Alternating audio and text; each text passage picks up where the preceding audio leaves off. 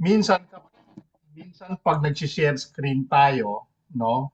Minsan pag nag-share, aksidente, pag in-scroll up natin, lumalabas ito, no? Yung MT5 account, itong Mm. master password na yan, lumalabas yan, at saka yung investor password.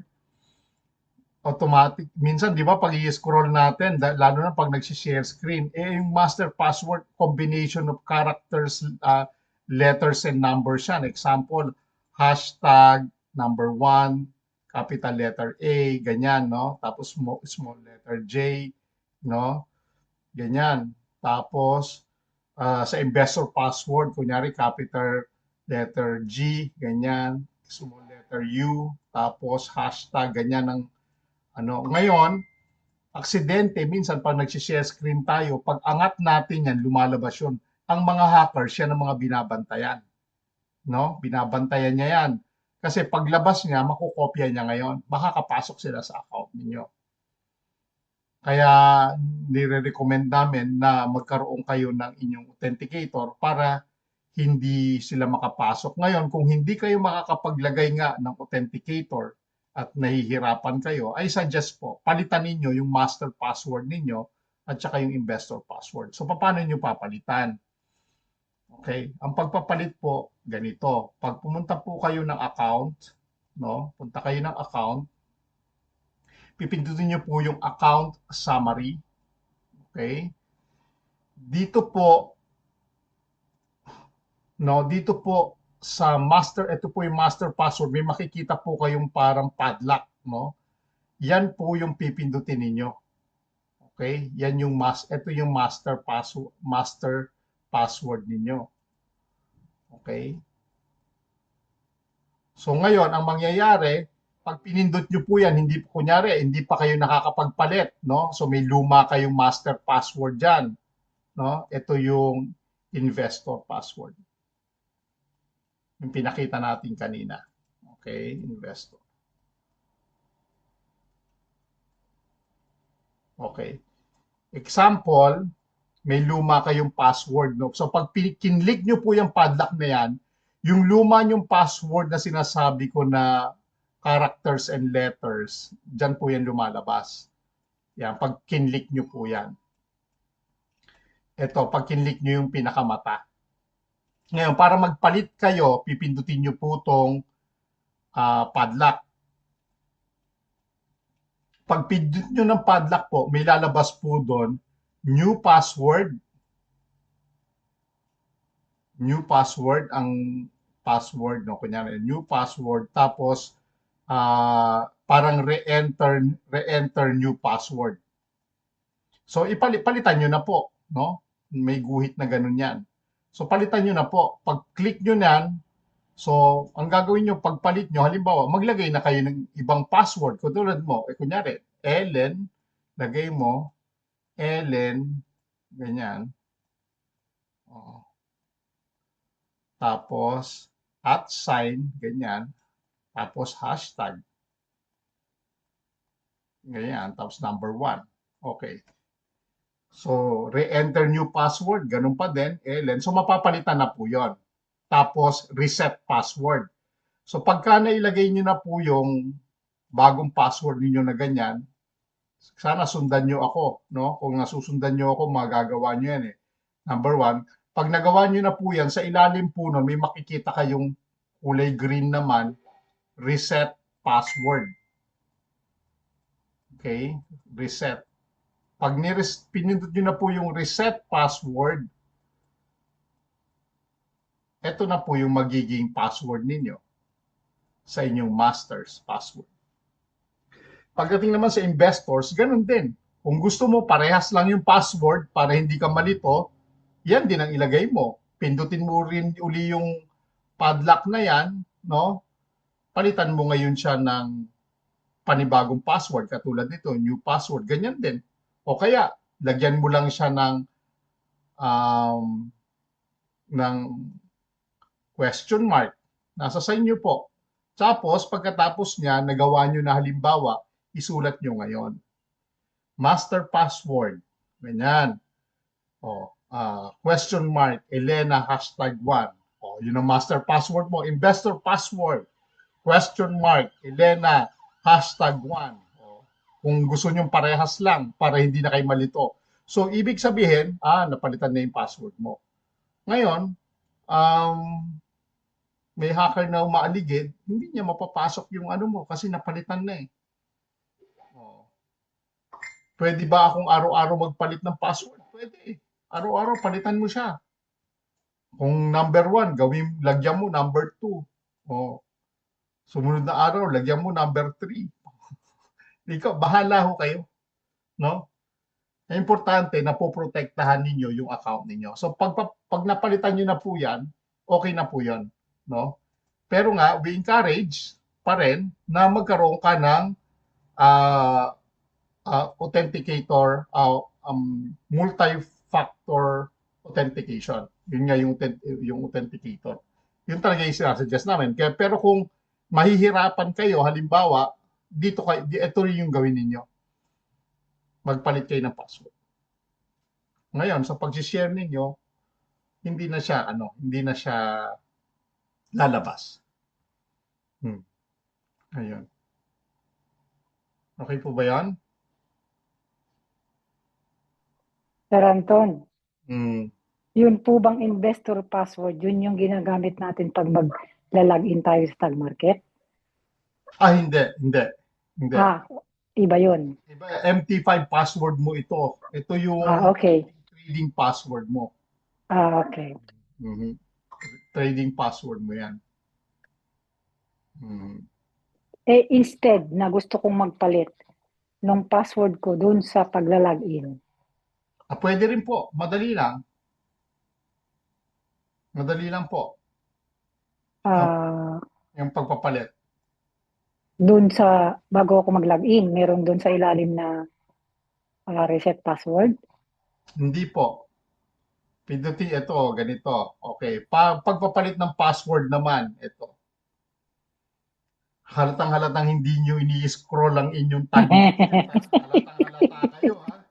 O, ang Eh, alam nyo, hindi pa kasi magpapalit eh. Magpapalit ka, saka ka ganito, ang mag-scroll. pagpapalit po ng password, okay, ng Nag-is- tag market. Okay. Nag-excuse pa eh. Okay. Walang excuse. Sabi mo, ay, oo. Ganun na lang kasimple. Okay. Mag-share screen ako. Pagpunta niyo ng my profile, okay, makikita niyo password, di ba? Ayan, password. Okay, verified. Ang gagawin niyo lang po, pipindutin niyo yung arrow na yan pababa. Pag pindot niyo na yan, ayan na po, oh, members area password, existing password, kung ano yung password mo na luma. Members area, new password. Retype new password, tapos save. O, napalitan na. Okay? Napalitan na. Email. Okay, email. Add new email. Pwede po. Okay? Lahat po yan. Hindi nyo na-explore kasi. Telephone. Pwede ko kayo magdagdag ng telepono. Kunyari, sir, yung telepono ko sa nawala. Wala na akong, yung number na yun, wala na. O dito mo ngayon ilagay yung bagong cellphone mo. Then save. O, sir, yung aking tawag dito, profile has been uploaded. Verified, you may close the page. Okay. So, ganun po, no? So, pwede nyo pong palitan itong mga ito. Okay? Okay, gotcha. Alright? Sasamantalahin ko na, Sir Anton. Oh, Yung wallet na ilalagay mo pag nag-withdraw ka, ah, yun lang ba dapat? Hindi mo na pwedeng palitan? de, yung wallet na ilalagay mo, yun pa rin, pero pwede kang magdagdag hanggang ilang gusto Okay. mo. Okay? Okay, okay. Kunyari, See. ang wallet na nilagay mo, halimbawa, yung ending niya, 123 o BEP20. See. Nandoon na siya. Hindi mo na siya pwedeng tanggalin. Bakit? Kasi, marking mo na yun eh. Kumbaga, alam na ng system ng tag market na sa'yo yun. Okay? O kung kanino man yon na nilagay mo. Nandoon na siya. Ngayon, para kung ayaw mo nang gamitin yon, dapat meron ka pang isang wallet na merong um, wallet address na katulad nun, idadagdag mo siya. Kunyari, meron No, kang ibig ko sabihin, kunyari, Bybit, tapos gusto kong mag-Binance. Oo, pwede. Pwede Ah, mo okay. ilagay uli yun doon. Magdagdag ka na magdagdag. Kung gaano karami wallet mo, ilagay mo lang doon. Pwede. So, kahit ano doon sa, kunyari, Hanggang, nakapaglagay ka ng 5 wallet address sa lahat ng yon. 5 wallet address, ibig sabihin 5 wallet yon, 5 crypto wallet yon. Tama? yes, O di, kung anong gusto mo Sir, gamitin. Sir Anton, sorry to interrupt. Ma'am Ellen, 4 na wallet ang yes. ginagamit ko. Apat Ngayon. na, Okay. Okay. nag-withdraw ko na lahat. Yung Wirex, Coinbase, Bitget, at saka Gcrypto. Lahat ko Mm. naka-withdraw na ako. Okay. Kasi, Ay, yung iba pwede, kasi, pwede. oo, kasi yung iba, ano yun lang yun ang ano hindi mo pwedeng Hindi, palitan. pwede rin naman na yun kung ang technique pa ganito, no? Yung iba katulad nung kay Ate Eva, no Eva, yung sa Canada ko, wala siyang Mm. nilagay na wallet address. So alam Mm. niya na hindi mawi-withdrawhan yung pera niya kasi walang wallet address doon eh. Pag nagkaroon ng Oo. wallet address, May nag-withdraw iba. hindi may magwi-withdraw para sa kanya, di ba? So pwede rin ho 'yun. Kung wala kayong balak na mag-withdraw, huwag niyo lalagyan ng wallet address. Oh. Mamiya. Oh, di ba? Oh, pwede 'yun. Ngayon, pag may Okay. nakapaglagay ng wallet address, magtaka ka, sino naglagay? Ay, ayun nga May Oh, balak mag-withdraw. may balak mag-withdraw, di ba? Oh, Tinutulungan na siya. ah, Ah, di ba? So, Kwento ko ganun. lang, Ma'am Ellen, bakit iba-iba yung ginagawa itong wallet? Kasi may different functions po sa mga wallet natin. Halimbawa, Mm. kailangan mo ng peso, kaya may kamag-anak ka na O kailangan kaya ng nga, peso, sir. di ba? Oo. Oo. Ito, no, kung gusto mo lang mag-withdraw sa machine dito sa Italy, Wirex, no? Mm. Yung Bitcoin, ginagamit ko naman yon para sa P2P ng pagbili ng USDT, kaya ako ginagamit yung Bitcoin. Kaya Mm. lahat yun ay lahat yun na Ang withdraw ko G, na lately na ginamit ko yung Coinbase. ang Gcrypto, Sir Ed, Kasi GCash? Sa Gcash GCash? yun. Gcash, Okay, pero okay. sa Gcash at saka sa Coinbase, wala silang BIP20, kundi USDT, Ethereum lang ang meron sila. May charge siya, Ah, pero hindi naman kalakihan. Malit lang. Sense lang din. Hindi kagaya okay. kasi ng Wirex at saka ng Bitget na may BIP20 network. Kung ano Mm. yung i-withdraw mo, wala nang bawas yon. Yun lang kaganda Mm. sa BIP20. Mm, mm, mm. Okay. Grazie. Okay Kaya na. okay siya, okay. Okay yung bisag market. Kasi doon sa mga sinalihan natin dating mga company, sa lang ilalagay mong wallet hindi pwedeng multiple, di ba? Kaya nga. dito, dito, dito yung pwede. Pwede magdagdag. Very flexible. Tama, very Nasagot na flexible. ba?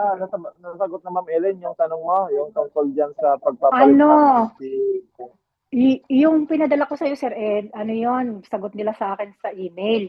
Kagaya nung dati, na pinapapunta akong WhatsApp. Now, pumunta ako sa Tag Market, nagbukas ako doon, may sinagot ulit siya. Ngayon, may tinatanong sa aking ID, parang, ibig sabihin kung anong ginamit para mag-register. Ang sabi ko, pumunta sa loob ng C1, mismo sa C1, nung downline ko siya, nag-register, kagaya ng ginagawa ng iba, na automatic, nagiging downline na nila. Sabi Mm. ko, bakit yung sa akin, hindi? O yun, ano daw, babalikan daw ulit ako. Wala ko yung sagot. Okay. Inaantay ko pa. Ayun. Tignan natin. Perya mo. Ayun. Okay, kasi nangyari din yan kay Ma'am Rita. Nakapag-register na siya, hindi namin makita sa structure namin ni Coach Danny. Kaya Hmm. nag-support din siya nag-support hanggang sa yun, nag-appeal na yung kanyang sa structure natin. Kaya Hmm. ganun lang naman Kasi, ano mo lang yung, basta kung ano yung mga hihingin nila ng mga requirement, yun na i-comply hmm. mo at makikita Oh, Para sabi ni Sir Danny noon, picturean ko daw yung ano ko sa Crowd1. Eh, siyempre, hindi nila maintindihan yun kasi hindi naman tunay na pangalan na nakalagay doon.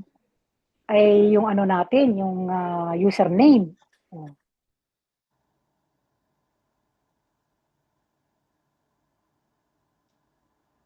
Kaya miski picturean ko yun, na siya ang direct line ko, hindi rin nila maano.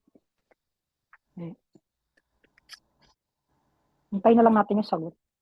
ganun na lang, antay mo na lang yung sagot nila. Basta kung ano yung hihingi nila ng mga ano, na, Mm. Tsaka, Yes, sir. user na bigay mo lang. Yes, sir. Yes, sir. Grazie po. Grazie, Sir Anton.